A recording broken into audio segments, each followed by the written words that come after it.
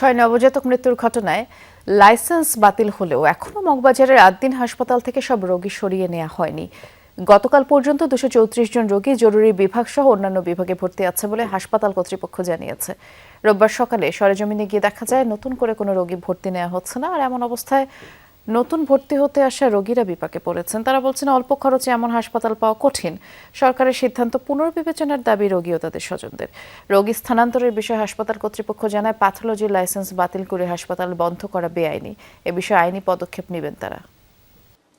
বাচ্চার একটু সমস্যা ছিল, ওদের ট্রিটমেন্ট অফ হয়ে যাওয়ার কারণে ওরা ট্রিটমেন্টটা দিতে পারেনি, যার কারণে আমার অন্য হসপিটাল নিতে হবে। ভর্তি করেছে আজকে 7 দিন যাবত, কিন্তু ভর্তি অবস্থা আছে একটু মোটামুটি। এখন এই যে আজকে 3 দিন যাবত 4 দিন যাবত মানে টোটালি ডাক্তার আসতেছে না। সাধারণ পাবলিকের কথা বিবেচনা করে এর পরিবর্তে রোগীগুলো কোন জায়গায় স্থানান্তর করা হবে এবং কোন জায়গায় দেখাইলে ভালো হবে, এটা কিন্তু আসলে বর্তমান সরকার একটু বিবেচনা করার দরকার।